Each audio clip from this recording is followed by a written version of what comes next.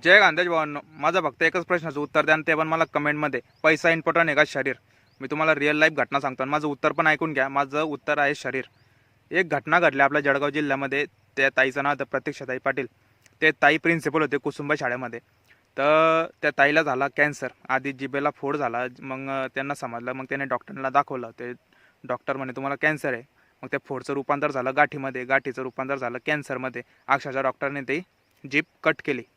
तर ताईने जाता जाता शेवटचे जे क्षण असताना मरताना ते मॅसेज दिलेला आहे, ते मी तुम्हाला शेअर करतोय. तुम्ही स्क्रीनवर बघू शकताय काय सांगितलंय त्यांनी. आणि ती गोष्ट स्वतःच्या लाईफमध्ये अप्लाय करा. जास्त नको, दिवसातून 1च तास द्या फक्त स्वतःसाठी. पैसे इम्पॉर्टंट नाही आहे दादा, समजलं का? ते ताईने काय सांगितलं नीट ऐका. मी सांगतोय ह्या कानाने ॲक्शन, ह्या कानाने सोडू नका प्लीज. तर विषय कसा आहे माहिती आहे का? त्या ताईने काय सांगितलं की माझ्याकडे इतका गाडी घोडा बंगला, त्यांचे मिस्टर क्लासहून अधिकारी आहेत, 4 पैसा पैसा आहे बरं का, इतका पैसा काही विचारू नका. पण ताई काय म्हणे की माझ्याकडे सर्व गोष्टी पण काही गोष्टी नाही आहेत. त्या गोष्टी होतात आनंद, सुख, समाधानी.